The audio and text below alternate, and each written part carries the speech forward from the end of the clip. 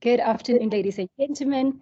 Welcome to #SecureTheGrad. This is our season finale webinar called Against All Odds. Today, we're talking overcoming adversities while remaining hopeful. And we've got a jam-packed agenda for you. We've got fire speakers. And man, if you don't know who our speakers are, I'm very excited to introduce them to you in a bit. Our speakers are from all over, Kwakwa campus, Bloemfontein campus, and our very own Kovsie alumni. My name is Evodia Mohanyane, and I'll be hosting the webinar today. So if you've not been part of any of our webinars, where have you been? But we're glad that you get to catch the season finale. So you know what they say about right time, right place. You're never late. So welcome with us. To those of you who've been with us for the last 30, I think we're about 34, if not 35 webinars. Thank you for staying with us, and thank you for being part of the tribe. For those of you, again, joining for the first time, remember, there's no stranger at SecureTheGrad, and we are happy to have you joining us. To those of you in the technical, on the technical team, I hope you're already there at the back, getting ready for those questions, getting ready for the chats, because remember, our season finale only promises to give the best. So if you don't know what SecureTheGrad is, we bring you a series of webinars where we speak everything that gets you to that graduation as well as to your career. Everything from how to register, academic advising, how to fund that grad, how to adjust academically, as well as how to remain sane. Okay, we're speaking mental health, but also important, where do you go from here into your career? So we host all these webinars online and sometimes face-to-face. We've added a new repertoire, something new rather, to our repertoire this year, which are the dialogue sessions.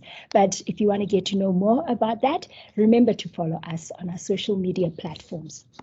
All right, so now that we have our intro out of the way, we're going to be quickly talking about some house rules, what to expect in this webinar. I want to make sure that you have the best possible experience this afternoon. So you will notice that your microphone and cameras have been disabled for the duration of our interviews this afternoon. For those of you watching online, this is not an issue that are watching the recording later. So why are we doing that? We want to make sure that you get the best of our speakers and our guests this afternoon. So one of the things we also want to do is we want to ensure that you have the best time possible with us. So we'll be popping up some polls on your screen in order for you to participate. So what we want to know, as soon as the poll pops up on your screen, do click the option that's most applicable to you. Thereafter, you can click on the submit button and the conversation will continue. Remember, what we'll be also doing is we are encouraging you to interact in the chat with us. So if you love what our speakers saying, show them some love, put down an emoji right there, ask a question already, or share your own experience. This is, of course, the season finale, so we want to hear what you have gone through and what you have been able to overcome. Nonetheless, that's not all that we're going to do. In true SecureTheGrad style, those of you who are meaningfully engaging on the chat as well as with our speakers, we've got awesome prizes lined up for you towards the end of the webinar, so do stay tuned. Where are we now? We're right at the end of all the announcements and all the house rules. So we will be introducing our guests to you. So who do we have online with us? So we've got Nonhlanhla Mazwele. She's a clinical psychologist. We've got Ngako Makura, and he's Assistant Officer, Academic Staff Development at the Center for Teaching and Learning. We also have our very own Bonolo Mahlatsi, who's our Senior Student Experience Officer here at SecureTheGrad, and Dream Scholar going to the USA, Simpiwe Kunene, an ALD facilitator. I'm not going to tell you, but this guy has done magic on the Kwakwa campus. So to our guests this afternoon, you are most welcome. I'm so excited to get the audience to engage with you, to hear about your stories. Let's get your cameras on so that we can see what you look like and give us a nice wave from where you are.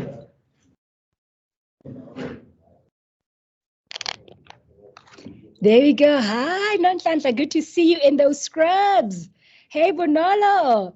Lovely yellow. I see the ladies have some yellow going on. I did not get the memo. At least I got the memo with with Nonhlanhla with the black. There's Simpiwe, Mr. Makura also there. We can't see you nicely, Mr. Makura. If you can just scooch right next to Simpiwe, let's make sure that we can see you. There we go. Good to see everybody. I'm really excited. To our guests on the platform, please tell us if you're excited for this afternoon's webinar. So we are going to kick the show off already. We're not going to waste any time because I know for sure the stories are deep. The stories are relatable. The stories are inspiring.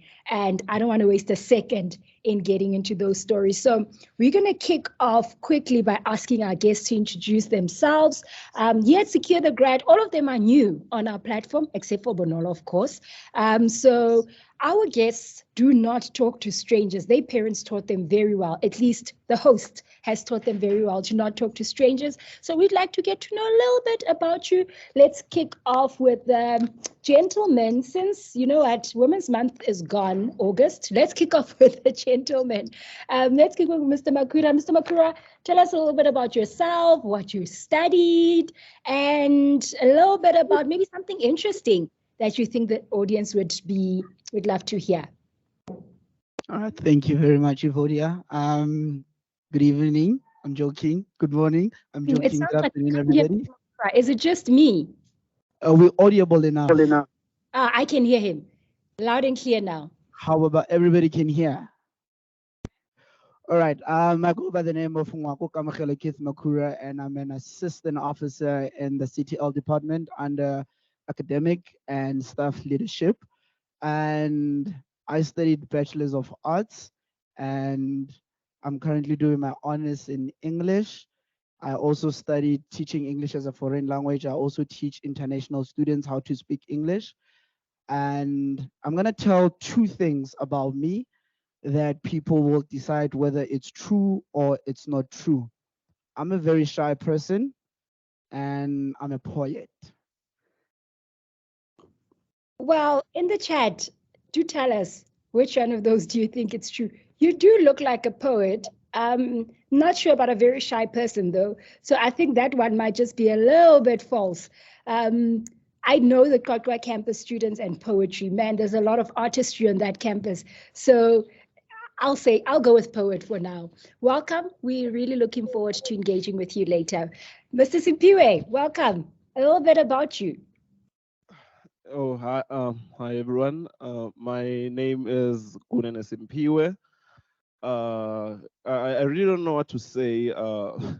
Honestly, whenever I'm asked to describe myself, but yes, I'm a student at the Kokwa campus pursuing an honors in management and leadership. Yes, I studied my undergrad degree in the same campus, Bachelor of Education in Intermediate Phase Teaching. I've been with the CTL from my undergraduate years as an A-step tutor all the way until now as an ALD facilitator. I have a very strong passion for teaching and learning, such that I'm here still doing that function, but I also have, my hand in student leadership. I have served the SRC of this campus and the SRC institutionally at the University of the Free State, and in leadership address. So I've led in various, facets of student life and student governance, but I'm sitting here today as a facilitator and as a student. So something that's interesting about me, really, I don't know, but I will then give, the biggest highlight of this year in terms of what has happened to me, which is of course being selected as, for the Dream Scholarship. I think that's one of the most beautiful moments I've had this year. So thank you very much, everyone. Thank you, Simpiwe. I'm not going to give away, but when I heard the news, I cried. Like, I think it was like 5:30 a.m. in the morning. I just woken up. I sobbed. I think my family thought I was dying or someone died or I had bad news or something. But yeah, we'll get into that moment. So let's move over to Nonhlanhla. Nonhlanhla, welcome. A little bit about yourself and what you studied and how did you get to wear those scrubs? Must we call HPCA to go and Google you.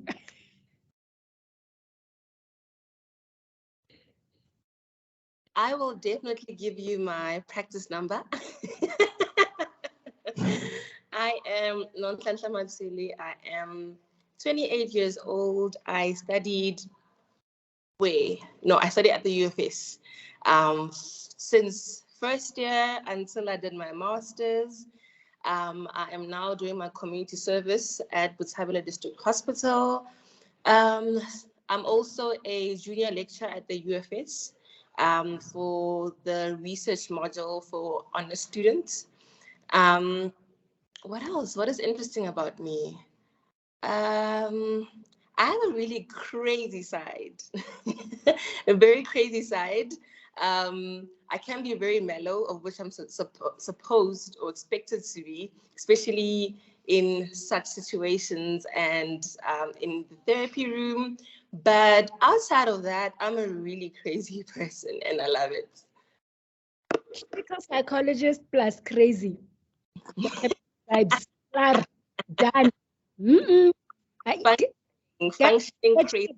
Like, please, you know what? This lady's bringing vibes to STG today, but you know, we're looking forward to hearing your story. That's just for good laughs. Everybody, please don't sue me for defamation of character. That's really just for laughs. We're looking forward to talking to you, Nonhlanhla. We know you've got a beautiful story to tell about, you know, how your journey has gotten to it is, and absolutely cannot wait to get into it. Last but not least, our very own Bonolo Mahlatsi. Bonolo, welcome. Tell everybody about yourself, looking beautiful in the yellow. Good afternoon, STG tribe. I'm elated to finally be in front of a camera after spending many months behind the scenes. I'm Bonolo Mahlatsi, and as Evodia has alluded earlier, I'm the Officer for Senior Student Experience, and I coordinate #SecureTheGrad. What I've studied, sure. I hold a BA Honours with specialization in sociology, and I also hold a BA Management with distinction, both from the University of the Free State. And I am currently in the process of concluding or finishing my master's.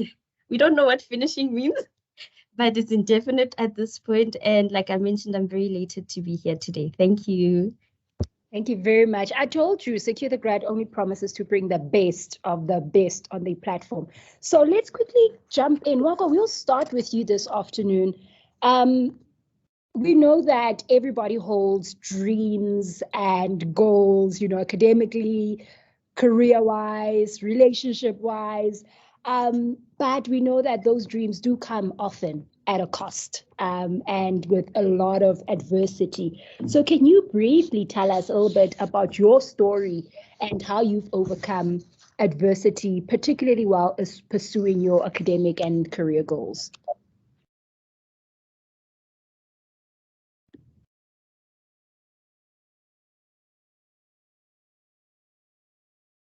Oh, sorry. I'm so sorry. Yes, my mind was somewhere else. Thank you, Vodia. My story goes way back in time. I'm the last born of my family. I have a sister from my mom and my dad's side, and I have a brother from my dad, whom me and him grew up together, not knowing that we are brothers. We only found out in 2013 that we were brothers. And my story begins in 2003 on the 5th of March, around about 11 p.m. there, when I lost both my parents. You know, it's a very sad story, but I laugh at it today, when my father shot my mother and he shot himself afterwards. And everybody was inside the house and everything was happening. So what then became of me after my parents' death is I became a juvenile delinquent. I was under the guardianship of my grandmother and my sister. So I grew up in a household of women. I'm a product of patriarchy. I always tell men that, you know, when you speak of patriarchy, you needed to be there in order for you to experience it firsthand.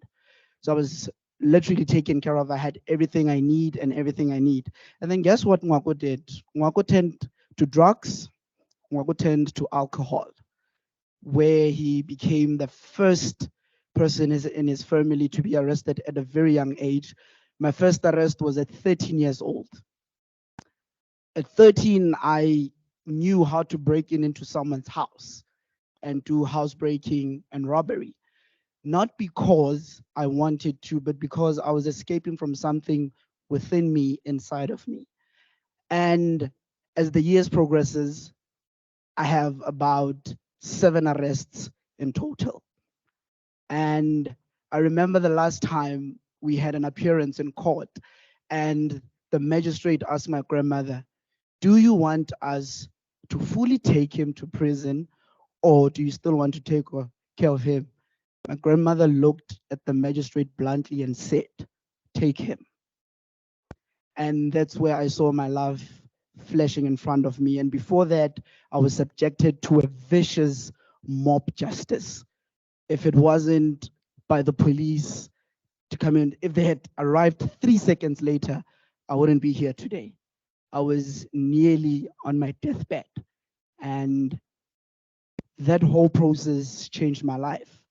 I remember then I moved from Pretoria, then I moved to the Northwest Province, where I had to complete my education according to how the magistrate put the deal on the table to say, complete school, then we're not going to arrest you. You don't complete school, then you're going to go to prison. Guess what Ngwako did when he got to Northwest? He still continued doing what he was doing. He ran away from home. But you know the good part about running away from home? I ran to church. I didn't run away and became a criminal. I ran to a province in Northwest, Brett, and then I ran to church. My family didn't know where I was. They came, looked for me and everything. And I became one of the toppest achievers when I went back to school in my community. The best highlight of one of my high school days is when my school was invited to the funeral of the late statesman Nelson Mandela. And I was chosen to represent the South African youth at the memorial service. It was a great, prestigious moment for me. And that is where I took a turn to say, if people can see the best out of me, what am I to not see the best out of me? I took a decision to change my life. And fast forward later, I completed my matric, became the toppest achiever in my school. You know, I was a well-spoken kid in my school. You know, whenever there are visitors at school, they say, "Oh, where's Mr. Makura? He must come and say hello and thank you to the speakers." So I was that type of person in school. And my academic journey began when I came to the University of the Free State. Guess what happened when Mr. Makura got to University of the Free State? He registered for a Bachelor's of Education degree. 2 years into it, Mr. Makura relapsed and went back to his criminal activities. And it saw me drop. A lot of people ask me, Chief, why have you been on this institution for too long? I've been on this institution for 9 years. And they ask me, and I never tell them that I dropped out of my first degree, because it's something, I don't want them to see me as a failure. I want them to always keep on seeing me as the successful person that they always see me. Against all odds, I made it through the top. Through the triumph and through the challenges of life, I made it through the top. I met a fellow gentleman by the name of Motlogela Paul Moema, who took me under his wing and told me that if you want the things you want in life, no one is going to get them for you. You need to make the decision yourself. And I then took the decision to say, you know what? I'm coming back to school and I'm going to register for a Bachelor's of Arts. And I completed it in record time, which I'm very proud of myself for doing that. And from there, I've been a leader, and I always see good in people. I used to be known as, if you need something done on campus, go to Mr. Makura. He will know what to do. I will knock on your office door until you open the door and help that particular person. I've become that type of a person in that regard. And through my academic journey in the University of the Free State, it has taught me that goodwill comes from those people that you do not know. I remember last year, after I graduated and everything, you know, sitting at home, not getting employed and doing anything. I told my aunt, whom I call my mother, to say, you know, if I go to Kwakwa, my doors would open. And she was like, why? And I was like, because Kwakwa is the one that made me the man that I am today. And I don't want to go to any other place. 2 days after I said that, the English department accepted me for my honors program. 3 days after that, they offered me a job as an academic facilitator. And I said, see, what did I tell you about going to Kwakwa? Then I moved to Kwakwa, back again. And my academic journey continued. My friend here will tell you I'm a very news, you know, tell him things. He's like, hey, Makura, you're too black. You look like President Mugabe. That's how we joke. And after that, I continued my academic journey. And guess what happened? Mr. Makura relapsed again this year. It was a very tough time for me. I didn't have money for food. I didn't have anything. I'm a person that will never ask for help from anyone. Never ever in my life. I'm too proud to ask for help. A fellow colleague had left his handbag in the office and I took her money. And on my way to go buy food, I remembered that, you know what? You said you wanted to turn a new leaf. You got your degree, now you're doing your honors and you're on a road that will lead you to where you want. What are you doing? I then returned it the following day. She never said anything. She just looked at me, gave me a hug, and said, it is well, and asked me, how much do I need to buy food? It's like, I only need about 500. She then gave it to me. And we've been friends ever since then till today. And my story is not a story of how someone falls and get back up. It's a story of tribulation. And I asked myself a question the other day when I was invited, when I saw Bonolo's email to say, they're asking you to come and speak about your life. And I looked myself in the mirror to say, Kamo, if you were given 2 choices to live a life, would you choose the easy road or would you choose the hard one that you went through? And I said I would always choose the hard one that I've always been through because it has molded me into the person that I am. And I'm very proud to have been a product of the University of the Free State. They recently gave me an opportunity to go speak on an international stage in Nigeria, which was one of the most memorable moments I've ever had in my life. Having to represent a gigantic institution on an international space. It's a dream that everybody wants to live. And through that, I always tell people that in life, nothing comes to you without a fight. You always have to fight, right? And I believe that my journey should teach people on how you can go against all odds and defeat adversity in any pleasurable way you find. I'm a poet. My poetry does not come because I'm artistic or I'm talented. It comes within the pain that I'm sharing inside. A lot of people will tell you that when you see Nwako, he's always smiling, he's running around and doing that. But deep down, I'm dying. And my poetry makes me alive. You know, so my story is just the beginning. The old Nwako is dead, the new Nwako is coming, and I hope that everybody will be there to get to see it. And in all that happens, I might leave the country though.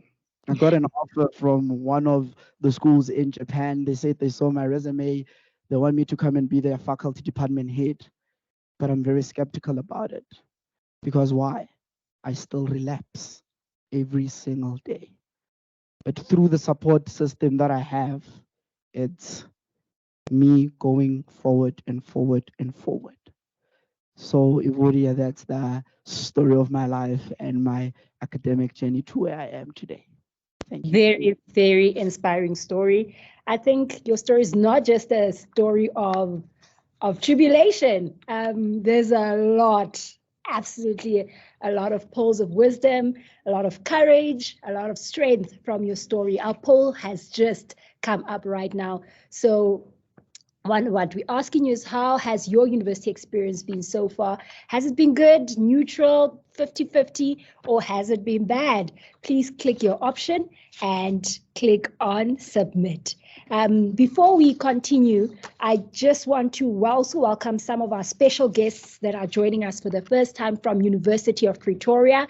They have been invited by Ms. Vitumelo Mokhatla. So to all our ISPAP cohort, welcome, and I'm so excited that you can join and be part of #SecureTheGrad this afternoon, the first of many partnerships. So thank you that you could join.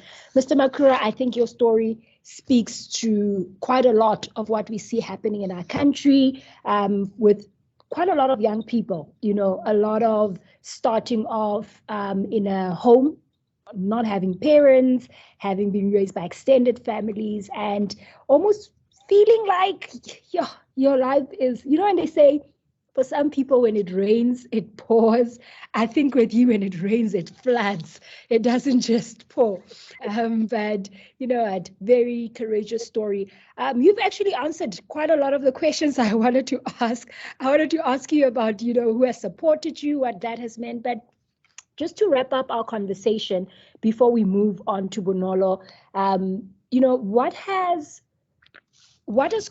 did community look like for you as part of your story, and who was part of that community that supported you?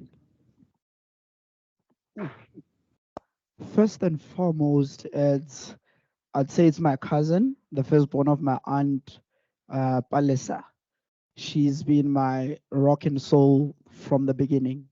She was like, you know what? One day I know you're gonna make it through. One day everything will be that.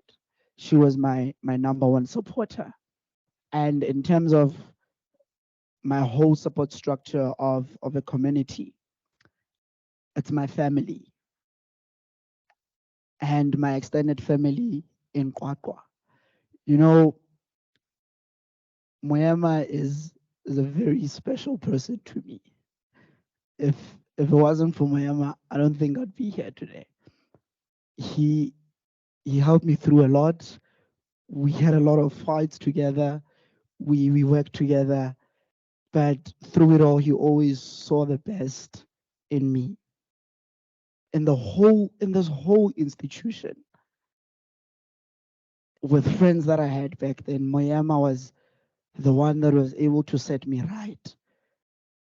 I remember when my trust fund money came out, I was like, guys, let's go drinking. Moyama was like, Chief, don't do that. This is your money. These people, one day, they will leave you. And guess what they did? He's the only one standing. So also in the university as a whole, Dr. Gray Makaiza, Dr. Jared McDonald, I was interviewing Moloi, I was interviewing Matsoso. They've been my support rock and solid till today. And I'm very proud to have made a new friend by Mamelo Selepek and Tuanaka. I love her very, very much. Ever since I joined the CTL family, I felt like I'm at home. Mamelo Selepe makes sure that when I get into the office, you know, she doesn't say where, she just goes like, and I go, sure. And then everything is fine. When we go home, I'll ask her. And, you know, she's that type of person that, Dada Makura, how so? Dada Makura, you made your food like 5 hours ago, how so? And everything. So the community that I've built is my support structure, and I call them a family. Even this one standing next to me here, he's been a brother and a very good friend of mine, although we don't see eye to eye most of the time. Thank you. Thank you so much. Bonolo, you have a similar, maybe not similar story, but you've gone through some similar adversities to what Ngwako has gone through. Can you briefly also share what about your personal story? Actually, before we get to adversity, Bonolo is one of those, as you could hear, I'm a BA students with distinction. I'm a B honors with distinction. So Bonolo has had a very almost what many of us as students would describe as a perfect student trajectory. But Bonolo, we know that in all of that, what we deem as perfection, it has come with quite a lot of challenge. And that also seemed like when the rain started, it was hailing, it was pouring, it was flooding, it was a KZN situation, there was looting. So you talk to us a little bit about how you've been able to overcome some of the adversities while trying to pursue both your academic and career goals. Thank you, Evodia. You know, when you posed that question and I was, getting my response in queue, I thought about the team, the STG team in particular, and how it's just going to be a deja vu moment for them. So apologies for that team, but today I'll try and spice it up a bit. Like you mentioned, Evodia, like you said, when I had the time of my life doing my undergrad, cruising nicely in undergrad, I low-key had a feeling that something along the way is not going to go so smooth. Little did I know that I would be acquainted with grief at the prime in my life, just when I had started my master's and just when I was moving deep into the work life. So I started working in 2020 as a part-time lecturer, lecturing marketing and business management at a private institution. And the same year I started doing my master's. So that's when I learned the art of embracing diversity, having to juggle things. And I was very young at that time, 2022. Yeah, 22. Then unfortunately, in 2021, I remember at that time I was going through the ethical clearance for my master's. And the month of April, I remember my mother was sitting with me, going with me through the application form and having to send the amendments. Little did I know in April she would leave me, unexpected.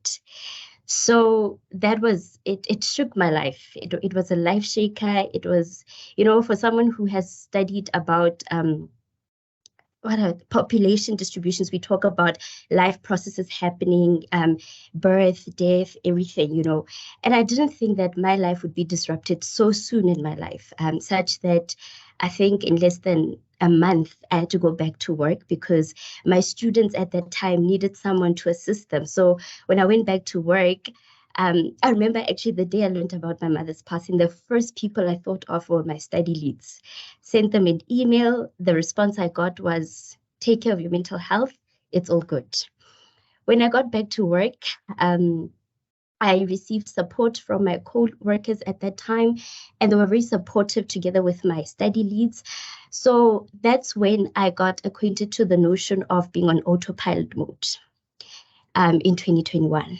Then, because I had instilled this sense of being diverse in my life, I then also started my journey with CTL as a research assistant. Imagine, you're grieving, you're a part-time lecturer, you're a master's student, and now you're assuming a new role as a research assistant.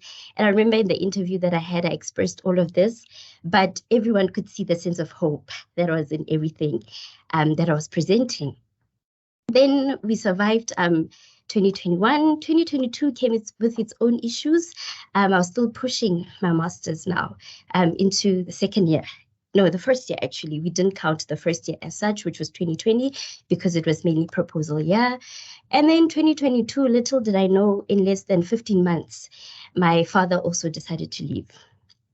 But with him, I had anticipatory grief because I saw him become ill right in front of my eyes, right? Such that when it happened, I felt disappointed with God because I remember in the months I prayed so much saying to God, can I not lose him? Can I at least finish my master's so that he can see me reach the potential that I have and the promises that I had made known to them? Unfortunately, life happened again. That again disrupted my master's. And 2022 also is the year I started working with STG. Imagine you're new in a job and then here comes grief. It shakes you, But even with that, the support that I received at that time was out of this world. one thing about me, my work ethic allowed me to leave things in place. It was as if I knew things would happen, you know. So coming back after burying my father he passed on July, then August I had to come back for work and continue with my studies. But now there was this sense of being crazy.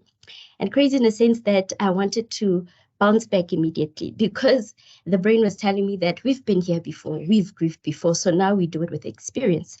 Little did I know that this time we are moving from autopilot mode to survival mode. And I had therapy in between everything. But in terms of my studies, I was pushing my aim so hard that there was a time I was called for a meeting with my supervisors. And they said to me, you know what, Bonolo, you're pushing really hard. We know you're going to do well, but we think that you're not taking care of yourself. Perhaps try sitting it out for the remainder of the year. Stubborn Bonolo was like, nope, I will continue with the write-up process. Obviously, there was a time where I realized that I was not producing the best of work, and I still continued writing nonetheless. But then I did make it known to them that I'll continue in 2023. Don't think 2023 came and I decided to stop. 2023 is the year actually I changed from being on autopilot mode, survival mode, to now starting my journey of healing, and that is to restore myself. Because I spent the December holidays hibernating, and I saw that I still have hope, I still have faith, I still have all the positive things in me despite what life has brought to me, such that I started adopting the saying that life has not been the greatest for me, but I'm still here to carve out a new journey for myself. So the craziness did not end. We still continued with the masters very passionately. But in the first 6 months of the year, I enrolled for about 3 short learning programs, of which I completed them successfully with distinction. I wanted to test if that, that excitement is still there when it comes to knowledge production. And I knew that in that process, my masters would suffer because I needed to allocate and devote time to the specific project. I mean, now it's the short learning programs, it's my work and my masters, obviously with no social life. But it hasn't been an easy journey for me. What has assisted me in the process is the books that I've acquainted myself with to help me bounce back. And that's my story, the long and the short of it. Evodia.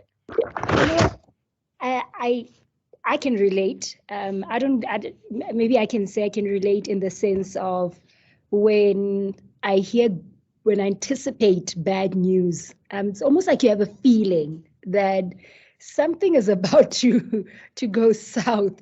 So very similar, when I anticipate that it's about to go south, I tend to go into operation mode, So Nonhlanhla will tell us, what is this? Diagnose us on the screen. I get into super. I will pick up a new project. I will run even harder. It's almost like a sense of wanting to prove this is not going to break me. So it's quite surprising how these type of personalities will just run in the face of everything, of challenge, of so on. But I want to hear, how did you manage in all of this to juggle everything? What are your strategies that you put in place to be able to be so young, do a master's almost full-time, work full-time, and still go through the process of self-development professionally through the short courses, and still, picking up this journey of healing that you've just mentioned? How do you get through all of that, and what are some of the strategies that you've put in place to keep the boat afloat? So, Evodia, the first thing that I needed to do was to get back on my feet, find my emotional stability, because if I did not do that, I wouldn't be able to center my thinking and think outward, right? So like I mentioned, I started to read. Fortunately for me, I came across a beautiful book titled Resurrection. Yeah, it's a memoir. However, the story in that book is not directly similar to mine, but there were certain insights that I could take from that book and adopt them into my life. Having to juggle multiple things, I I often ask people who are also in who are living a similar lifestyle to say, how do you do it? And the truth is, we never have it figured out. We figure it out as we go. The same way that people say there's no manual in terms of how to live your life.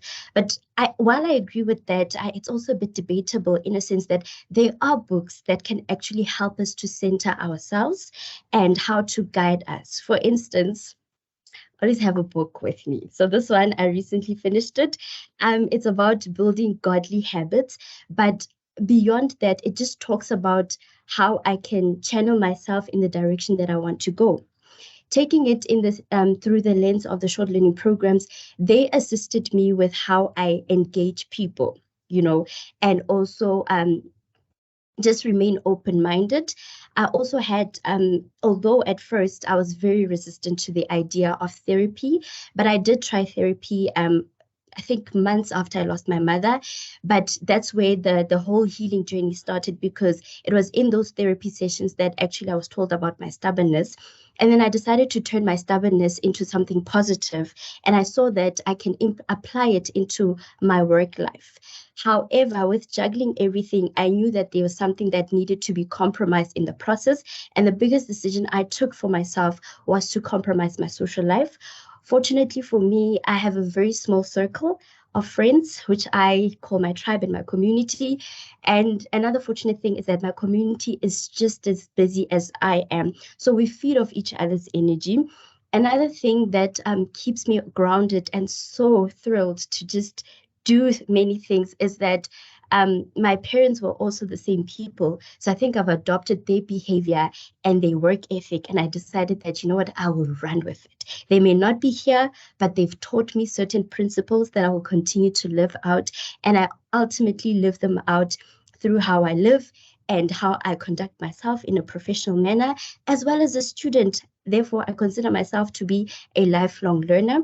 While I try to learn and grow, in my job, I also focus on growing my skills because I'm a researcher at heart.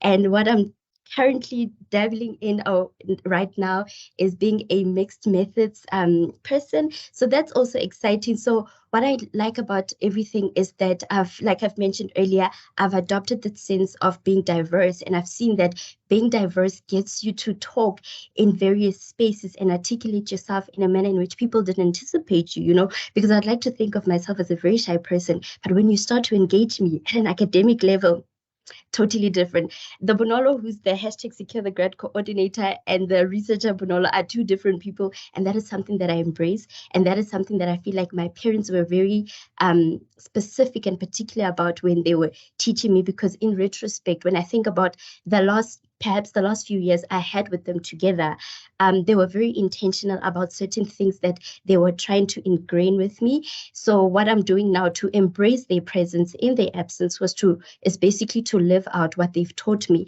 and be the person that they've wanted me to always be. So thank you. I just want to snap some fingers at this point.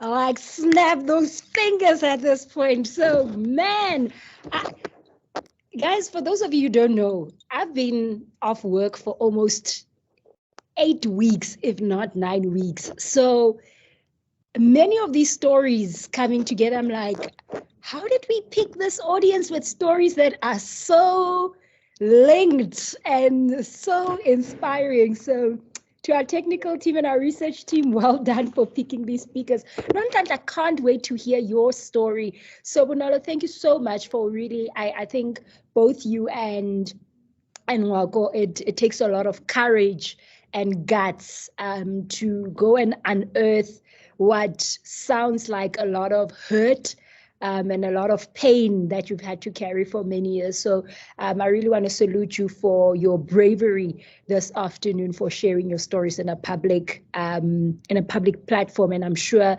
many of our guests are really inspired. We're going to circle back to the two of you later, but for now, let's hear from Nonhlanhla. Nonhlanhla, you sound like a independent woman. Go get those goals.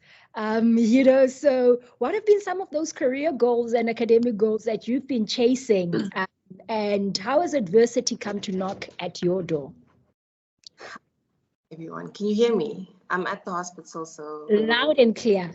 All right. Anyway, before you speak, you at the hospital that I was born at. So when you mentioned that, I thought, hey, let's hear your story.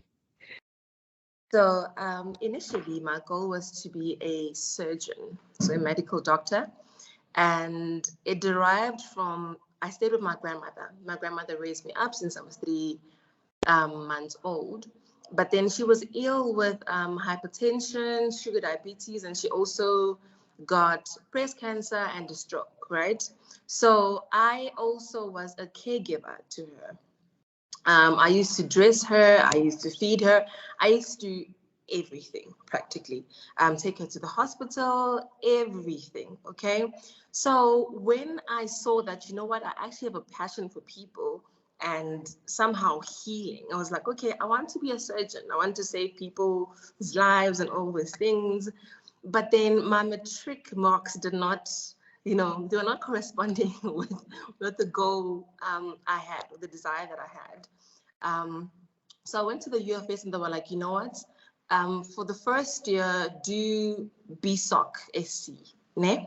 And then you can reapply again based on these marks as well, to either do medicine or nursing. But while I was studying BSOC, which is Bachelor of Social Sciences, and psychology was there, social science, what do you call this other one? Okay, the other ones, criminology and sociology. Yes. While I was studying, I was like, okay, I think I like the psychology module, okay? And I was performing extremely well in it. I was always tuned into the lecture, interacting, everything. And at the end of the day, at the end of the year, when it was time for me to register for now nursing or for medicine, the plan was to go through nursing to medicine, okay? That is just how much I was determined to be a medical surgeon. But at the end of the year, I was like, no, I really enjoy the psychology thing. I think I'm gonna pursue it. And then obviously there was some discouragement, like, no, there's no work, it takes too long, all of those type of things. But then I really felt like I can do this, I really felt like I'm called for it, and I really, really enjoyed it, okay? It helped me understand myself and also the people around me. So I continued with it. Fast forward, no, not fast forward. So my best friend, who was my grandmother, passed away during my first year, okay? She had another stroke, so she passed away. But then it was expected because she was going through a lot. And I feel like, in a way, it was also time because she was struggling a lot because I was not at home to take care of her. I dealt with a lot of guilt, of shame that I left her and she died because of me not being there. But then I believe that through therapy, I've healed through that.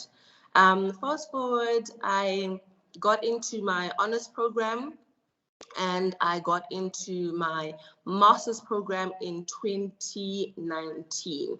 So in 2019, I also got married, okay? I got married in 2019. Another thing that happened in 2019 is that I got diagnosed with major depressive disorder, okay?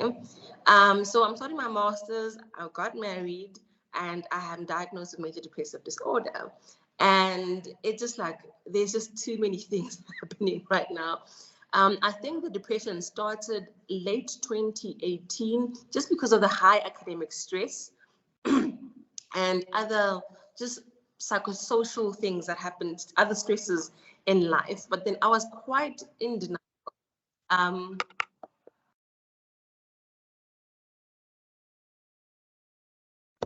Nonhlanhla, are you still there?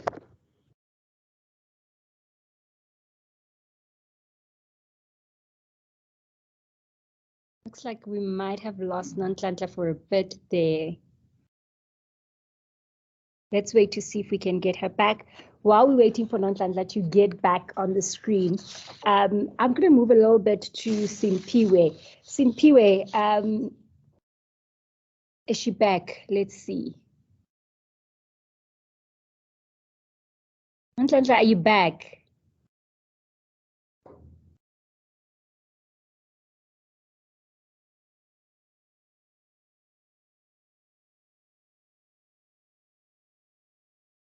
And that they're able to hear us?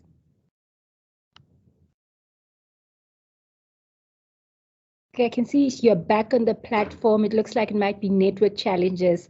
So while we waiting there, let us hear from Simpiwe.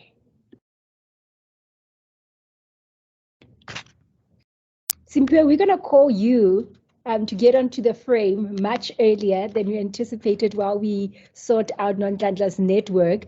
If we can just shift the camera slightly. There we go.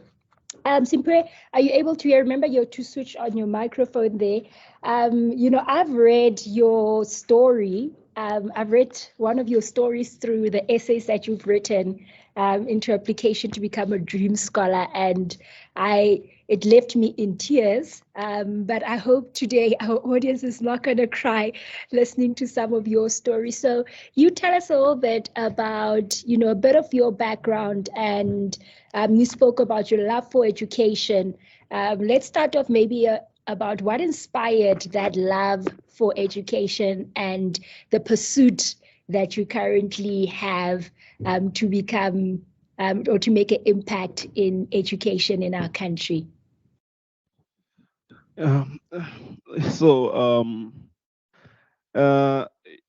be quite honest, before the essay, I think the essay was the only time after SCD that I actually spoke about the whole upbringing. It has always been quite a dark part of my life.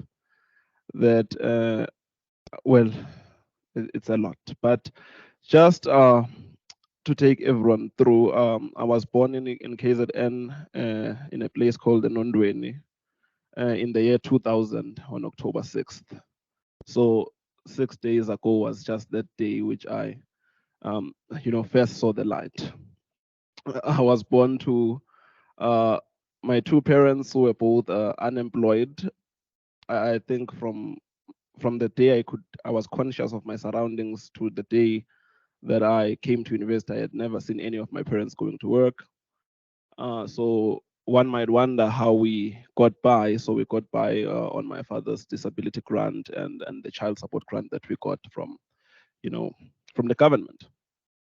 So my story really, initially, I never wanted to be a teacher when I was growing up, but I'm gonna tell you how we got here. How did I end up being a teacher through the University of the Free State, particularly the Kwakwa campus?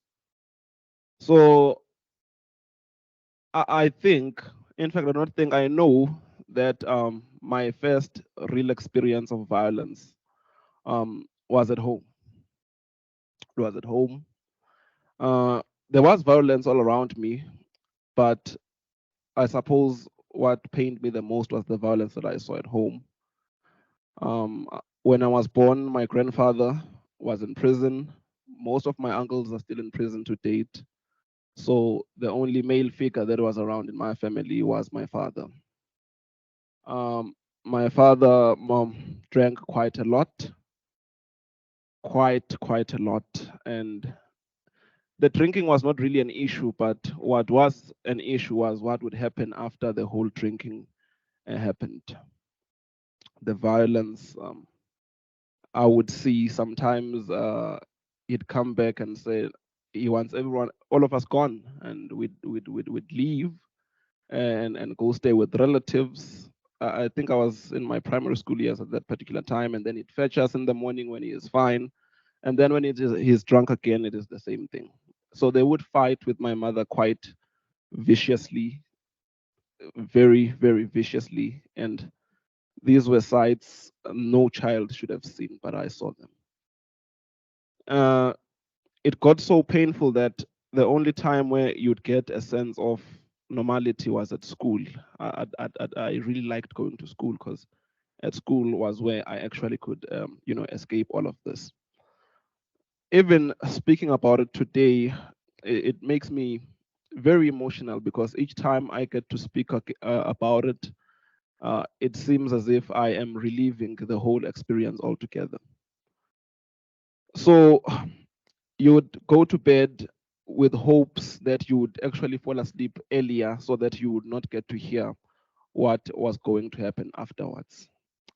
And because you knew what was going to happen afterwards, it proved quite difficult to sleep. And sometimes as a child, I'd come to a point where you'd blame yourself and you'd say, perhaps my mother is still here because I was born. And perhaps if I wasn't here, she would have long, escaped all of this, the suffering. But the most painful reality was that everyone knew within the family, outside the family, everyone knew what was happening. And at best, they would just talk about it and leave it at that. But I had to go back home and live through it and live through the night. So I went to school, studied hard. I'd spent my after schools at the library reading just to avoid going home. On Saturdays, I'd leave very early in the morning to go play. Around 7, I'd be gone. I'd be back at sunset. Any place that is far away from home could do it. We lived in an RDB house, so it is very difficult not to see anything in that kind of a house. So I'd actually see everything. I'd have to keep my brother from crying because I think he was born when I was 7, so he'd cry often because when they fight, they fought. So my life continued in that pattern until I got to grade 9, when I decided that I could not take it anymore and I wanted to change and go live elsewhere. I went to live at my aunt's place in Newcastle for at least 2 years. That 2 years provided me with relief from everything. But I then thought of my brother who had to stay behind. And I told my aunt that I would just be staying a year, and on my grade 10, I'd be going back home. It was, it really did not feel like home.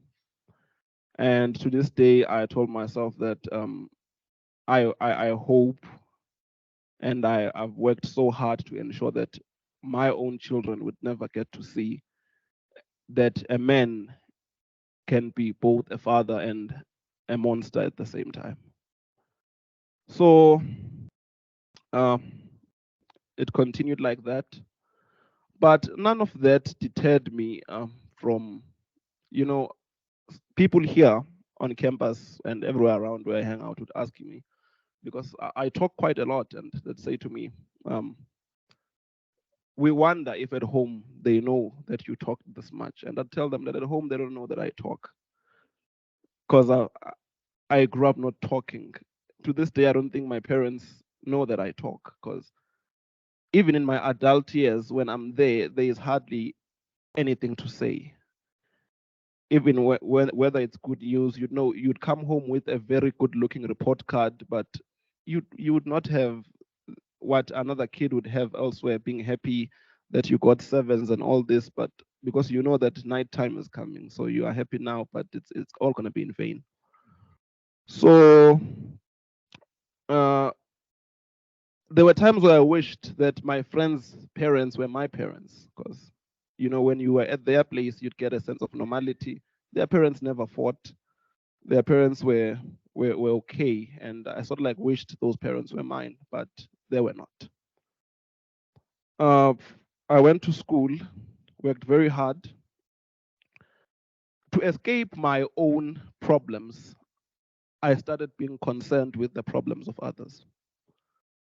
My school is the only school in a radius of it's a feeder school to people who come from at least 20 kilometers from my school, and I started focusing on that. Most of the people I went to school with did not make it out of matric. I was one of very few people who made it out and were able to come here. But before that, I participated in a program called Equal Education, where we're busy advocating for scholar transport for my school. And at that time, your first exposure to politics makes you quite rebellious. I started missing on my own content time because I was so focused on attending this activism, dealing with this and that. Within that same year, I joined the debate, and I made it all the way to national level. When it was time to go to national level, I did not have trousers, school pants. But I had to go represent the school. Those pants were bought by my English teacher, Miss Buthelezi. And before that, I wanted to be a lawyer. Before that one faithful moment with her, I wanted to be a lawyer because I wanted to punish people like my father. I think for the longest of times, I hated my father. And I only came to terms with it when I went to SCD to actually speak about it for the very first time. But I hated the man. But I had to live with him and see him every day. They are fine now because I suppose they've grown. And no one has ever come, forward to say, we recognize the damage that we've done, the trauma that we've caused you, the psychological harm that we've caused you. So it then followed me as a shadow to me throughout my years until matric. Come matric, I've already figured out that I wanted to be a teacher because a teacher changed my life. There were times where when marks are coming back, you'd get lesser than expected. That just hit just me to say that we know you could have done more. So where did you go wrong? But they never knew what was happening at home because I never told anyone at school, neither my teachers nor my friends. It was just something I carried in me. 2019, I came to the University of the Free State. A lot happened that year, and this is a story that most people do not believe when I talk about it, but hey, it happened. So I came here. You have no food. You just have the clothes that you are wearing and a bag with whatever you could scrap together to come here. Was accepted for my undergrad degree. And I had no food because the money that I had to go towards paying the rest deposit, which was 960 at that time. So in the midst of all that, one would wonder, what did I eat during that time? So what happened is that when I was walking off campus out there, and this is a story that I've told quite a number of times, I was walking out there, coming back to campus. So there's a depression on the road just before you get to the campus on the bend there. So as I was walking, a truck came, and the truck hit that depression, and Movite popped out. So Movite actually popped out of the truck. I tried to call the truck, but I guess they just left. They couldn't see me. So I picked that Movite up. So to this day, I don't like Movite. I don't eat Movite because from that one Movite, I think it was a kilo or something. It was a lot. I ate that Movite. You eat it, you drink it, you eat it, you drink it, just so that you can get the month done. You go to class, you come back, you drink it, you come in the evening, you eat it. So I don't like Movite. It is one of those things that I don't like now because I ate it so much that I ate Movite. But the university again provided me with relief because finally I was away from home. I was here now. And I had to change here and be the person that I wanted to be. I had already been fortunate enough to be accepted for teaching. The trauma was not behind me, it was still with me because I carried it here and I'm carrying it to this day. That is why I do not want to impart it on anyone. I've never in my entire life fought, I've never been involved in a physical fight because I hate violence. I've never laid my hand on anyone, even the children I've taught during practicals, and to date, I do not lay my hand on them because I know what happens when violence is unchecked and unwarranted, especially to minors. So then I came across my first violent act here at the University of the Free State. It was protest 2019, the most violent protest that I had ever seen. From where I'm from, I'm used to crime, murder, rape, domestic violence, and all of those other things. But protest is a different type of an event. So at 12 the next day, I had just been here for 2 months. At 12 the next day, we were told to vacate and go home. I had no money because the protest was about money. So I had to vacate from Free State back to KZN without money. we got into this post office van that took us from the gate to Harrismith. We did not know where we were going, but you just had faith that the van was going towards your direction. When I say that I've been exposed to a lot of things in my life, I've really been exposed to a lot of things. When I got to Harrismith, I think it was around 6. Those who have traveled to Harrismith at night probably saw what I saw under the bridge there. When you get to Harrismith, there are people who sit there under the bridge, people who, for a lack of a better word, who practice the other profession, the profession that South Africa is trying to formalize now. We sat with them. It was just 3 of us. It was terrible, but we sat there. A van came. I was sitting on the back of a bakkie from Harrismith to Ladysmith. From Ladysmith, we got yet another van that took us from there to Dundee. From Dundee, where they collected us there, and then they dropped me at a place called Blood River because the car was going to Vryheid. It was at 9 or 10 at night in the middle of nowhere. Luckily, again, another car came and picked me up and left me in my nearest town. So I got there at 11, but by midnight, I was at home.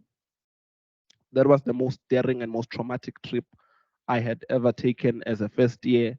And I think I was 18 years old at that time. It was very scary. I thought I'd die, but I did not die. But I did not even find pleasure in taking that trip because I was going to an environment which I fought so hard to actually get out from. So I started participating here at the university quite a lot. Since then, I have taken every opportunity that has come my way, and I've used every opportunity to speak out against issues of GPV, issues of just violence, because I do not like violence. And even to the audience here today, I was very touched by Kamo's story as I was listening to him. Usually, you get moved to a point of almost crying, and then you're like, okay, let me just compose myself. So it was very painful, I won't lie. It was very painful, but we are here, and I'm working so hard not to become the man that I was raised by. I'm working very hard. It was even, people are shocked when I tell them that I only had role models when I got here. When I was back home, I had nothing to model because everything around me was broken. So that's how I moved from wanting to punish the wrongdoers to becoming a teacher who wants to transform and plant a seed, because I felt like if perhaps we can address these things from ground up, we're going to create a society that frowns upon, the things I saw as a child. So that's my story, and that's where I come from.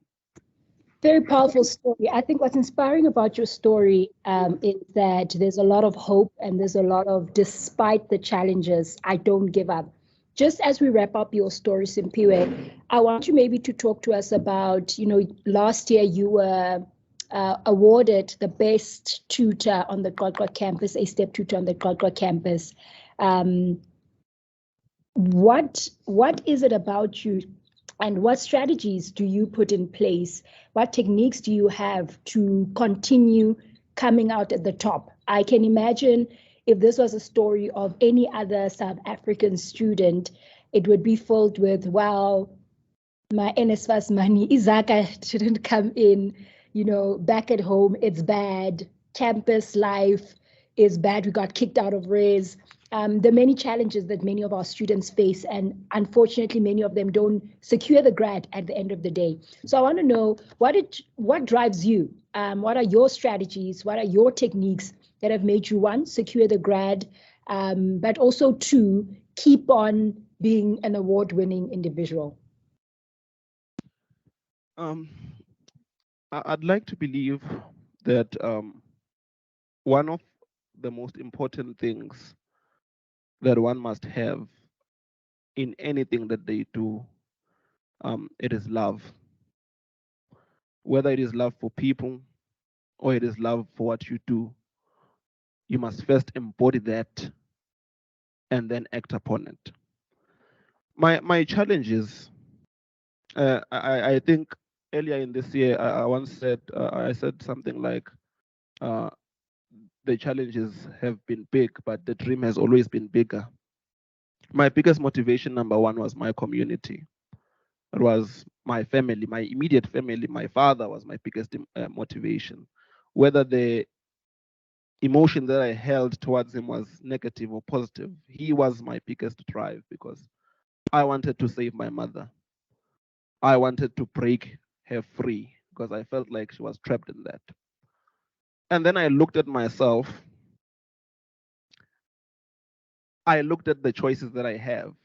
I had two choices: give up, go home and blame the world for everything that's not going right, or force yourself to do this and see how it works out. It's sort of like tutoring. The biggest conviction that comes from teaching other people and helping them grow is to first love what you do. I loved what I was doing, and I was willing to put the work towards seeing it done. It wasn't always easy, especially because when I was a tutor, I was also an SRC member, and I led during one of the most violent times on this campus. We were sworn at, stones were thrown at our offices, we were even sometimes restricted in terms of the areas we could go to off campus because people were angry, and they were angry at things that none of us had controls over because it was NSFAS things and all of that. I had challenges with NSFAS. I come from a child support grant. I have seen all of these sufferings, but if you allow these sufferings and all these issues to define who you are, then that's where it goes wrong.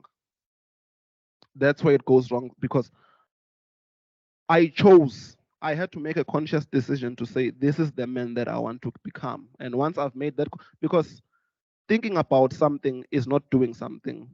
Making a plan on how you're going to actually do that thing is not doing it. And dreaming and creating vision boards and all of that is not actually doing that thing, but doing it is doing it. So I had to do it. It was hard. There were pains on my back.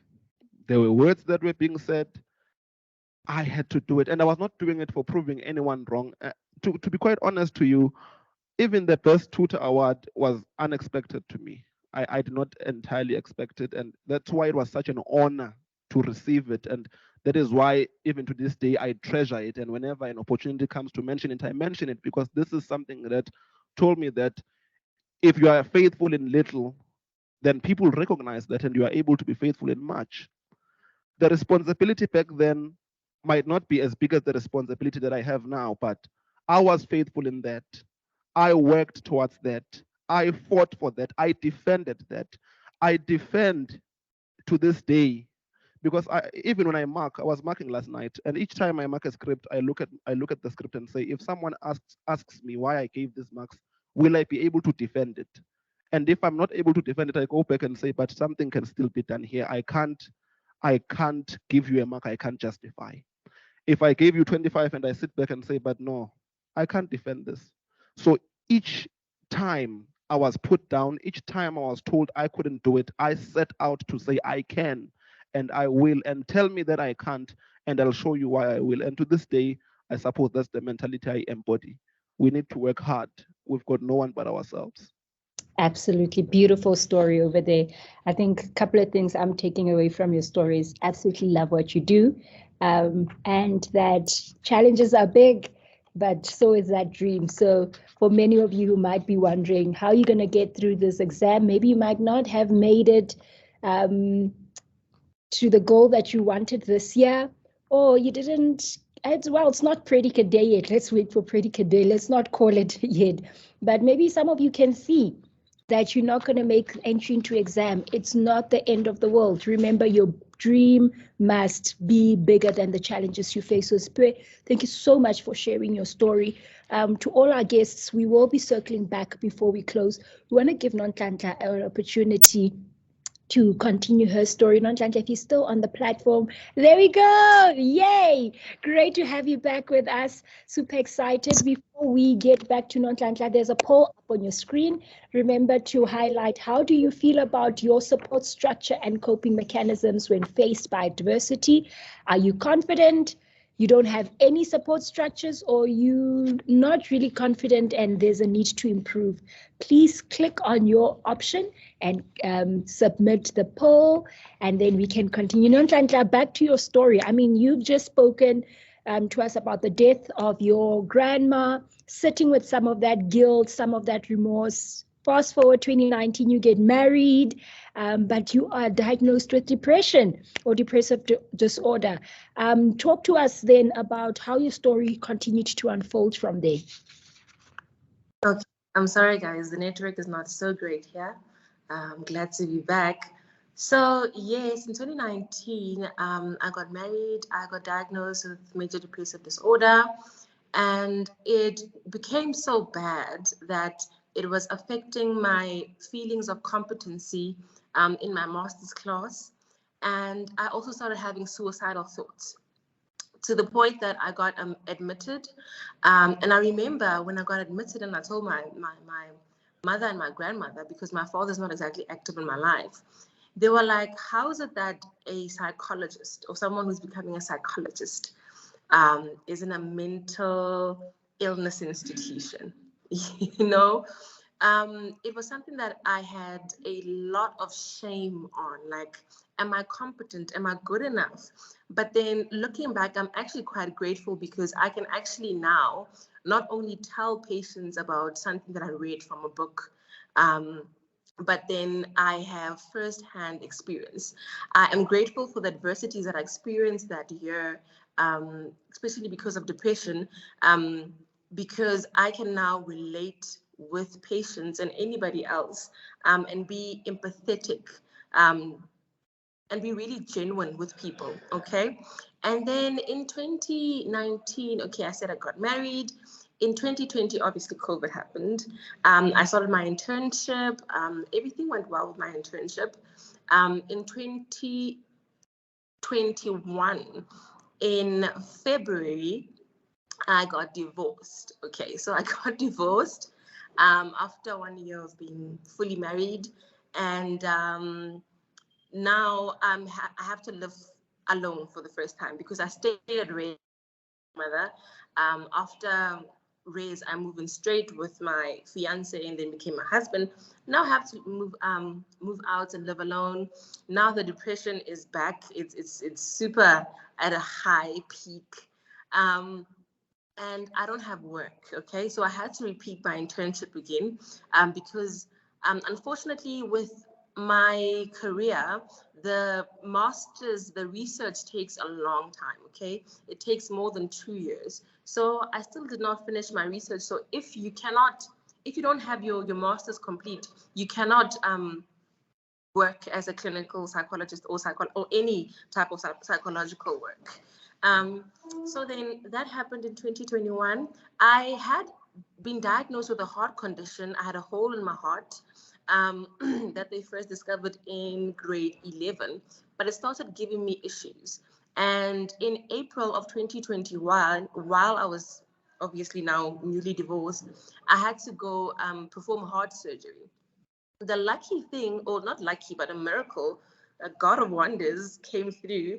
And while the surgeon was busy trying to see, okay, where is this hole, so that we can exactly pinpoint it and close it, they could not find it anymore.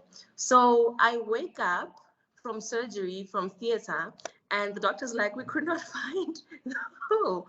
So the same hole that they have been seeing since grade 11, because every single year I'd have to go for a checkup, the sauna and everything, the same hole that has been there now magically disappeared. I feel like God was like, not my child. This is not happening.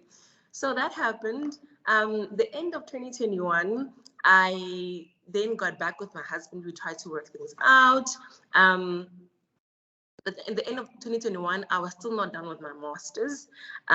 So 2022 happened. And in 2022, I then got pregnant. So when I get pregnant with the child of my ex-husband that we're trying to resolve things. But then it's very an unideal situation, because we're still solving things. We are practically still divorced, but now there's a child, you know. what is going to happen? My master's is also not complete. What's going to happen? So that was really tough on me mentally again. I feel like the first 3 months of pregnancy, I experienced a depressed state or depressive episode again. But then I am actually grateful for the pregnancy because it actually motivated me to really push my research. It really, I'm grateful for adversities now when I look back and I'm like, you know what? God sometimes brings things to our feet and they develop us. They actually drive our goals. They actually even quicken our goals. So I'm really grateful for that. So now I have a son. He's 9 months old. I want to see if I'm missing anything. Oh, this year, I finished my master's. We have to write the board exam before we can practice and do our community challenges. So my first attempt of the board exam was in February of this year in 2023. I had postpartum depression. I was really struggling, but I had to study. It's the biggest exam of my life. Unfortunately, I failed it. And for me, that was a shock. And I feel like other people don't understand, but it was a shock because I had never failed anything else in my life, ever. When it comes to academic things, I had never failed. So now when I'm supposed to get through the biggest milestone so that I can work and provide for myself and my son, I fail. Okay. But then that happened. I had the opportunity to write my board exam again in June. I was then also grateful. I was like, you know what? Now I can relate. I can help. I can motivate people who have failed as well, who are very despondent, discouraged, to continue pursuing even this field of psychology. So I wrote it. I paused.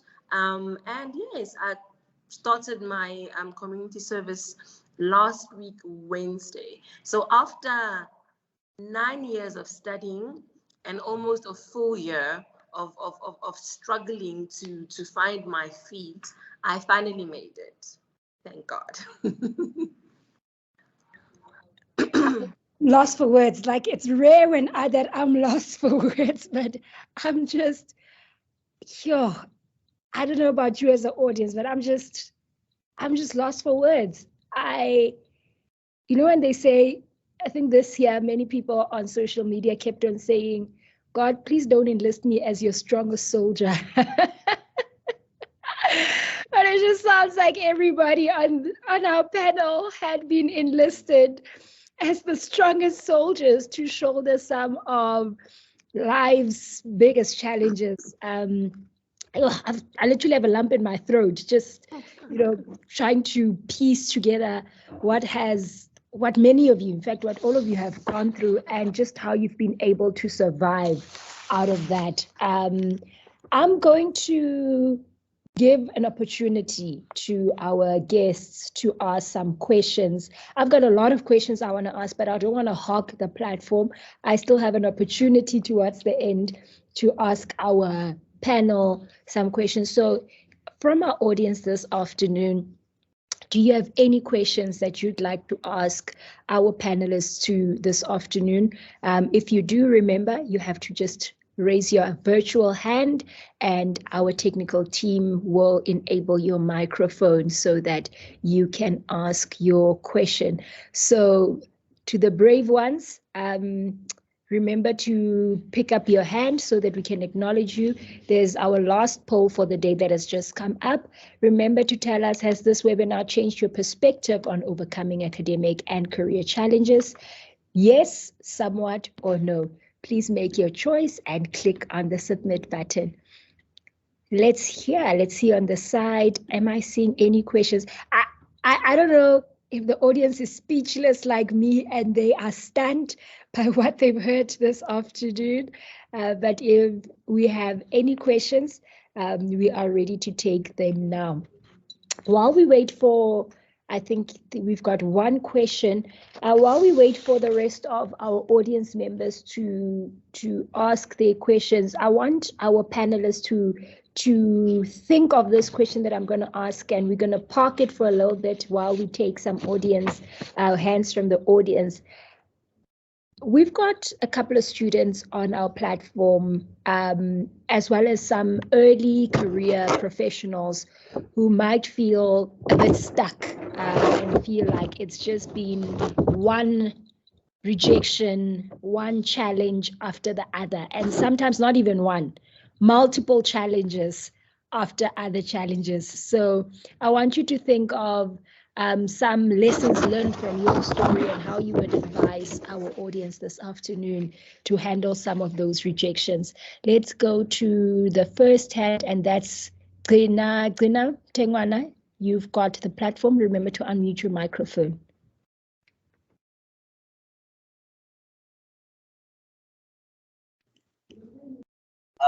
Good afternoon to everybody present here today.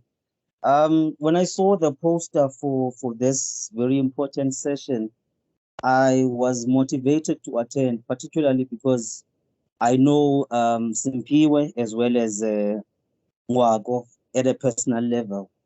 I do want to say I've been speaking to this gentleman for quite a while, but their stories, these aspects of their stories are stories that I've never heard before.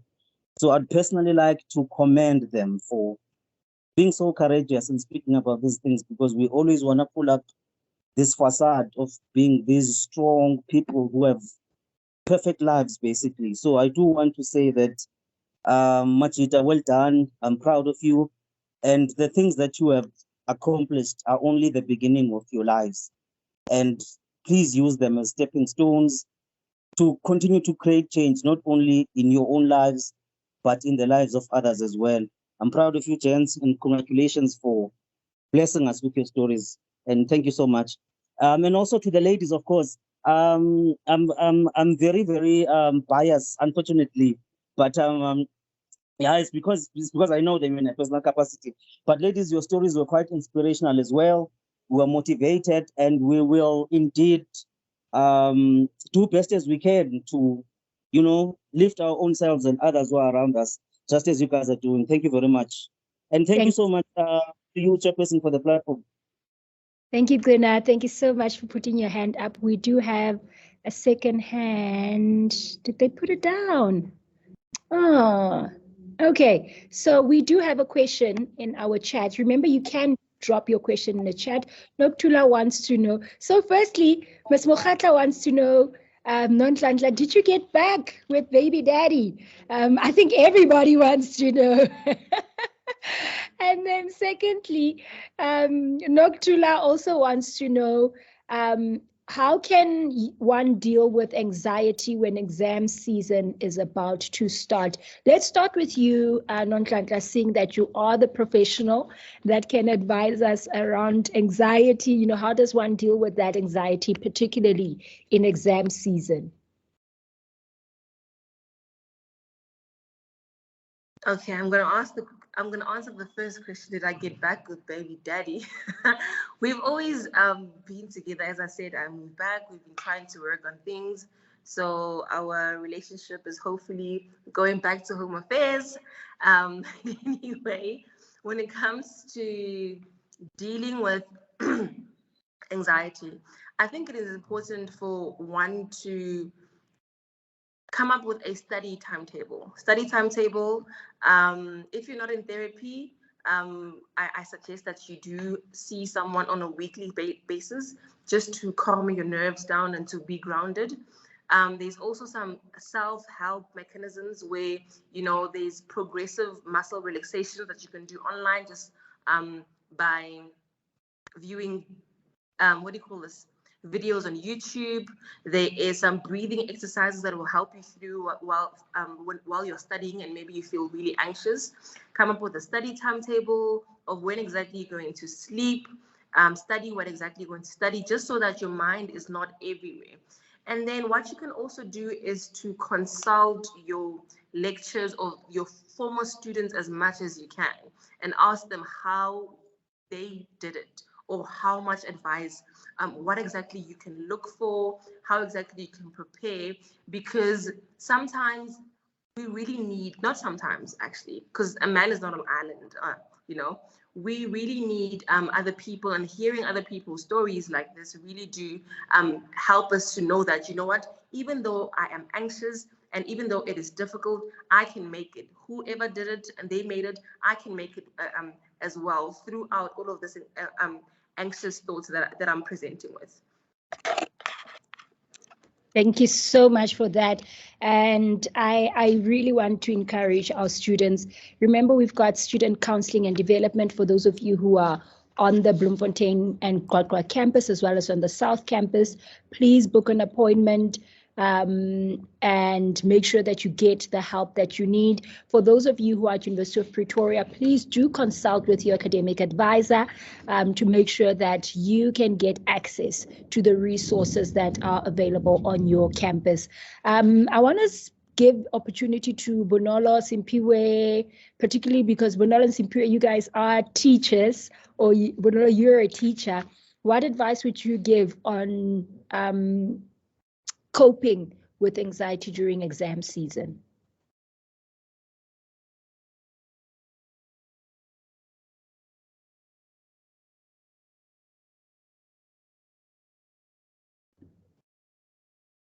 Was my microphone on? I was actually hoping that Simpio would take the question first because he's more of a teacher. I have to think back years, a couple of years back. But in all honesty,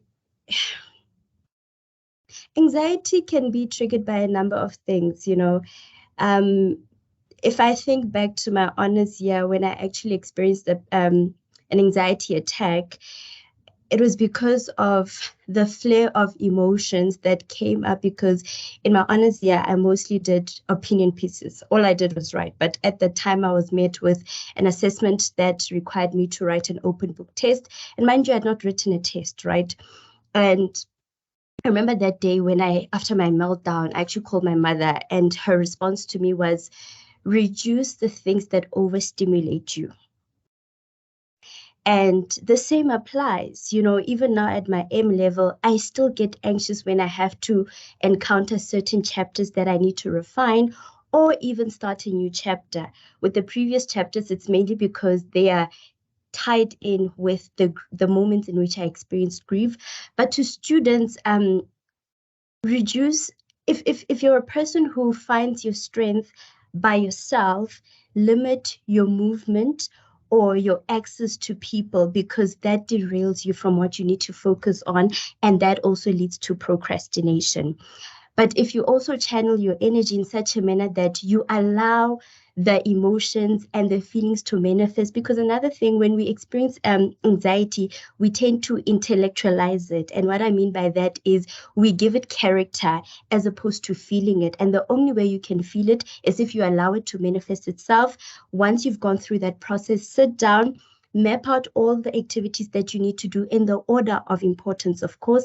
And once you've done that, and also limiting the stimulations, the overstimuli that you encounter, then you will be able to tackle your exams. Like you've mentioned, Evodia, we've got academic advisors. They can also assist. There's also the SCD. But if you really feel like reaching out to other people to get assistance doesn't work and only you can assist yourself to get out of that dark space, or if I may call it, then you need to find out what are the things that centralize you. And if you're a person, like I mentioned, who gets your strength from yourself, then capitalize on that. Thank you.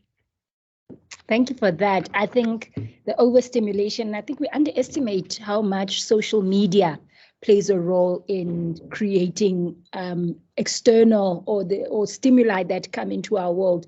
So one of the things I do is I limit social media.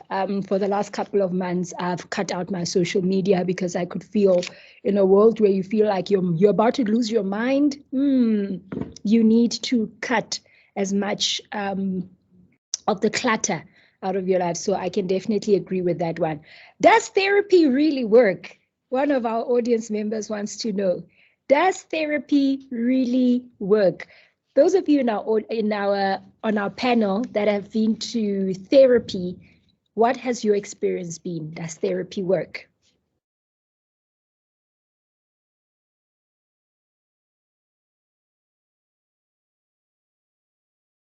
Let's hear from the gents a little bit.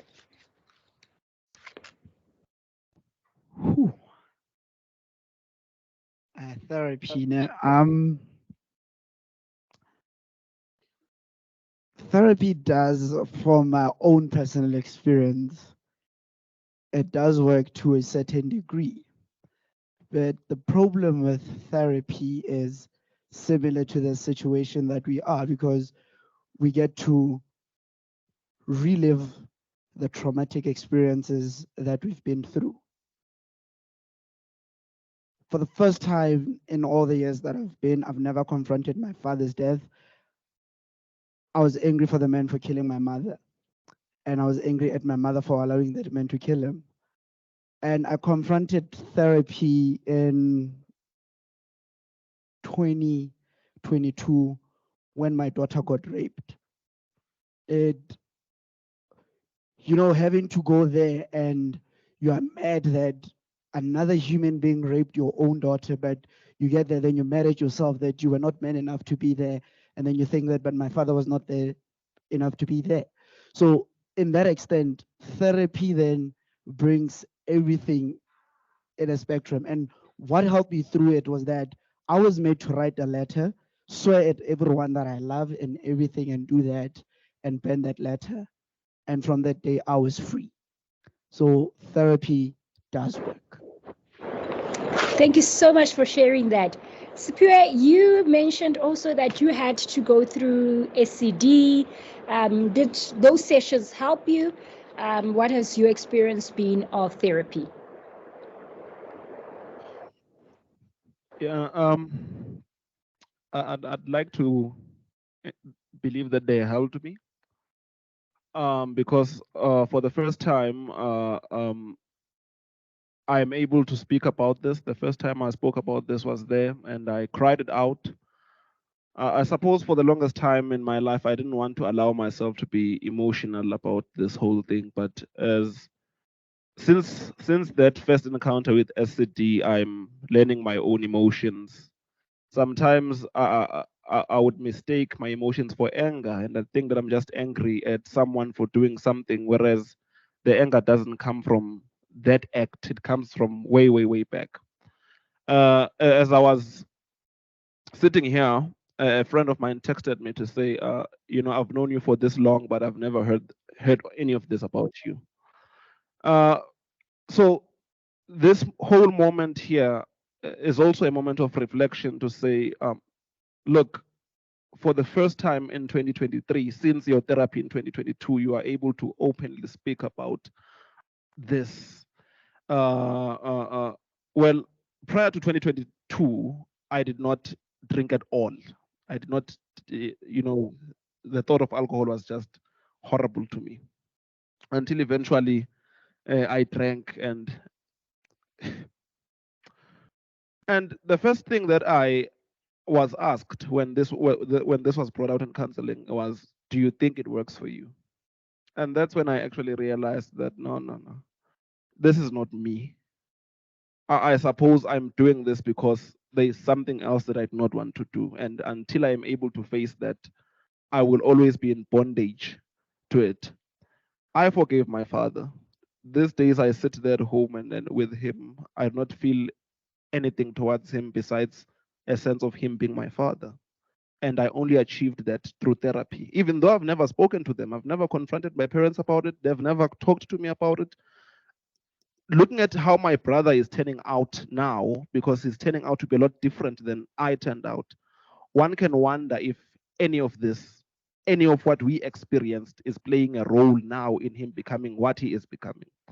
However, I've not given up even on him, because the same help that was afforded to me by the university, by SCD, being able to talk. So like when it comes to anxiety, I'm one person who's always anxious about everything. I remember that whenever there's something that I need to do, that's why I always advise people to tell me at least a day before or 2 days before, because if you tell me 10 days in advance, I will spend 10 days in advance thinking about what could possibly go wrong, or all of that. So talking to someone, I talk to my brother now, but I don't have the skills that the person who spoke to me had, because she had, when I went to SCD, I was not going to talk about this. I was going to talk about the challenges I was dealing with in the SRC. And somehow the conversation gravitated towards me actually opening up about what was actually bothering me, because I wanted to address the surface issues. Why are you angry? Why aren't you doing this? Why are you doing this? But she actually dug deep into my soul and actually found out that no, you are not angry because of the now. You are angry because there is something inside of you that you are failing to confront and that you are unwilling to confront. And today, after that essay, is the first time that I'm actually speaking about this. So I've only spoken this on 3 encounters. It was on counseling, essay, and now. And I as much as it still makes me emotional, but I can tell now that I'm at a better place than I was. And I'm moving towards a much more positive direction where I can holistically understand what I feel towards other people and what I feel, as an individual towards myself. So counseling really does work, but it's sort of like you have to allow it to work. It's not like a vaccination or taking antibiotics, because once you've consumed them, you don't even have a say in terms of whether they help you or not. But with therapy, you must allow it to flow inside of you. You must allow yourself to be vulnerable. Cry if you need to, because if you go there and say, I won't cry, well, people say it's just a conversation. It's just you telling a stranger your issues. It's not going to do anything. But it does work. You cry there. I cried. I almost finished an entire roll of tissue, just crying, backdated tears. You are crying for all these years when you couldn't cry, and you are crying in a space where you are safe, where nobody's going to see you any less of a man or any less of something else if you cry. So even if you don't have anything to say, go there and cry. Just cry, and it's going to work out. And I think for me, it worked. And some of the things that they said there, I still apply them today. I cannot agree more. So, sure. To the doctor, they say a doctor cannot heal themselves. And very similar onto our clinical psychologist. Let me address people right. To our clinical psychologist, I think one of the things you highlighted on that is that even myself as a clinician, as a professional, as a psychologist, I too needed to get help. Would you say that therapy has helped you?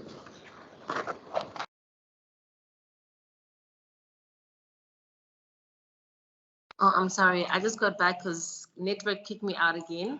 But I did hear the question. I really believe in Jesus and therapy. 100%. I believe that it has helped me. Look, we are complex human beings. We cannot do everything by ourselves. And sometimes we have blind spots, okay? Sometimes, as Bonola said, the psychologist help her to notice that, okay, you have what do you call this?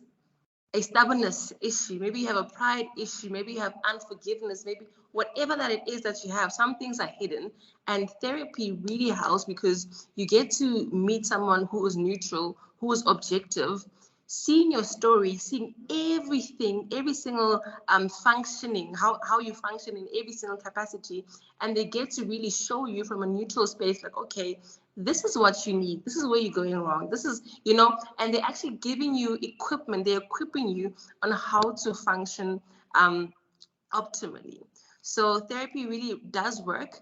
I would just encourage people, if it does happen that you meet a therapist for the first time, and maybe they're not working for you, it's always okay to ask to change therapists. Especially at the university, there's a few therapists there. If someone is not doing it for you and you feel like you're not getting the type of help that you need, it's always okay to request to change a therapist. And also, there are also different modalities within therapy. So cognitive behavior therapy may work for someone else, and then maybe for someone else, behavior therapy or psychodynamic psychotherapy, depending on the spectrum of the issues that we have. So please never be shy to try again, to change the therapist. You have as much freedom as you can while you're a student. I definitely want to agree with that. If it's not vibing, it's not going to work. I've had my fair share of thinking, I don't think this one is for me, and having to change a bit. So with exam coming up, and not just exam, but with many of our final year and postgraduate students who are busy looking for work. Actually, we had a hand before I asked my question. Kovsie, you can unmute your mic and please ask your question. Apologies for missing your hand there. Kovsie.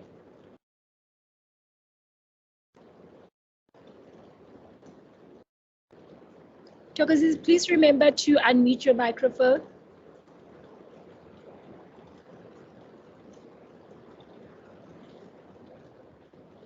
Okay, I'm going to read your good afternoon soon to the house at large. All thanks to God for being with all our guests. What a courageous story. I will first love to thank every guest and thank everyone. Thank you very much. I've learned a lot. I have a question. There's a book that our ma'am Bonolo was talking about. Can you please share the name of it so that we can be able to get it and improve our mindsets as well? And can our guests share, please provide ways in which students can try to avoid depression?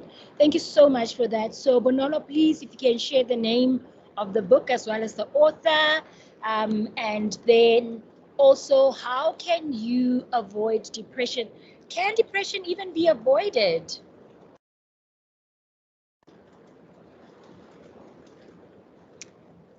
So I'm going to allow our we've got a few minutes. We've got 2 minutes for us to tackle that question, and then we're going to wrap up our webinar. Would you like to take that one for us? Look, the thing about depression is that it's quite complex. It is not only a mental illness that is caused by psychosocial issues, but then it's also caused by chemical imbalances in our minds or in our brains. That is why it is most effective to be drinking medication, antidepressants, and also being in therapy at the same time. So once our minds get affected and the serotonin cannot be released optimally for proper functioning, you are going to be depressed regardless of the things that you're trying to do. Yes, you may cope sometimes, but then you always go back in a place of relapse, okay? Sometimes the symptoms will decrease, you will be in remission, but then when there is a biological factor to it, it is important that you consult a medical doctor or a psychiatrist. And when it comes to psychosocial factors, sometimes you cannot stop the things that happen to us. You know, life really just happens. And sometimes as human beings, we do become vulnerable, okay? Stress releases a hormone called cortisol, and it really impacts the functioning of the other organs. And when your soldiers are not fighting to the extent that they should, we are least likely to maybe be a buffer against something like depression. And the last thing that I'm going to note is that depression actually has a background, okay? There are already predisposing factors that most of the time, actually always leads to us getting to a place where we're depressed. Né? For example, maybe your childhood was difficult, you encountered some abuse, maybe in your family, your mother was depressed, or your father or your great-grandmother was depressed. Maybe there has been an alcohol addiction, all those type of things, okay? They can make you vulnerable and make it more likely for you to maybe when you get to university, now all of a sudden you're depressed because you have increased stress. So we can cope though, we can learn coping mechanisms that are healthy so that the depressive symptoms go in remission and they do not continue. But stopping depression 100%, that is quite a difficult one. Very wise there. Thank you so much. And I'm so glad that we have a professional in the room with us who's able to tackle these issues. Ladies and gents, they say time flies when you're having fun. And time really flew by today. I wish we could extend the time with our guests, but unfortunately, that's all we have time for this afternoon. So thank you so much for being a wonderful audience. As we promised, remember, we will be announcing some of our winners today. So those of you who have been meaningfully engaging with us, we will be announcing those winners. Before we get there, we want to encourage you. If you are a University of the Free State student from any of our campuses and need any type of support, whether you want to find out how to sort out your funding, where to find out about financial aid, how to speak to a lecturer, how to get in touch with a tutor, how to get in touch with an advisor, please contact us at GPS. Our GPS success coaches are here to help you. Also remember to pick up the phone when they call you. They just want to check in and hear how you're doing. So remember the number is 051-401-9111. If you're on any of our campuses, remember to press option 2 or email them at gps@ufs.ac.za. Any of our success coaches are ready to help you. If you need some academic advisors and you need to speak to any of our advisors, if you're Bloemfontein, remember to email advising@ufs.ac.za. There's thunder in the background. So if you're on the Kraka campus, it's advising QQ@ufs.ac.za. If you're in the South Campus, advising SC@ufs.ac.za. And remember, you can also call them on 051-401-2444. We also have a WhatsApp line for those of you who don't do phone calls. Remember, you can WhatsApp our success coaches or any of the help at UFS by reaching out on 087-240-6370. That's our WhatsApp line. I'm going to repeat it for you. 087-240-6370. Do get in touch with our success coaches on our WhatsApp line. Remember, you can also Facebook. Our advisors get all the information. It's almost tests and it's almost exams, and you've got a week left to get in touch with our A-Step tutors. Remember, if you need of one-on-one tutorials or group tutorials, you can email us at astep@ufs.ac.za.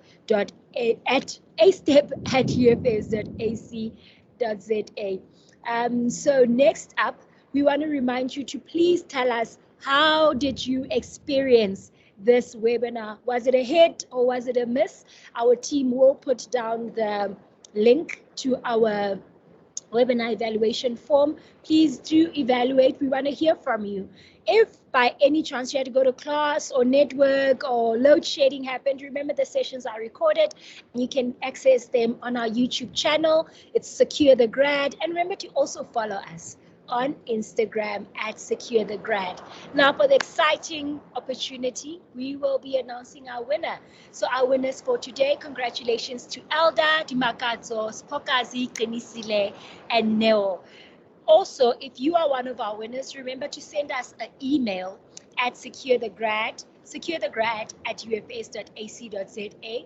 What you should tell us in the email is your name, your surname, your student number, as well as your contact details. So a cell phone number where we can get a hold of you so that you can collect your prize. Congratulations to our winners, Elda Dimakatzos Pokazi, Neo, as well as, who did I miss? I missed someone. Kunisile, there we go. Congratulations to all of you. Remember, securethegrad@ufs.ac.za to email us your name, surname, student number, as well as remember cell phone contact detail where we can get hold of you. To our guest speakers, I want to say a huge thank you for your bravery, for sharing your stories of courage, of hope, but also of adversity. I want to say, very similar to many of our motivational speakers, no greatness come without having to face or conquer biggest mountains and challenges. So I'm very proud of you and so grateful that you could share your story with us. University of Pretoria, thank you that you also joined us today together with your students. It's been amazing hosting you. This is our season finale, and I want to say thank you to all our guests for making sure that you join us on this platform. From myself, the technical team, this is our last webinar for this season. We'll see you bright and early in 2024 as senior orientation kicks off Remember to follow us on the social media platforms to learn more about what we're going to do. And those of you who are Secure the Grad loyalists, please look out for your emails. We will be doing an invite-only networking dinner towards the end of October. So please be on the lookout if you are one of our lucky and special guests that will be invited. To everyone today, from my side, as well as everyone in this tribe, I wish you good luck with the exams, good luck with your career. May you get a yes for whether you're applying for postgraduate studies or applying for the job. May this be your year like no other. And that's a goodbye from my side.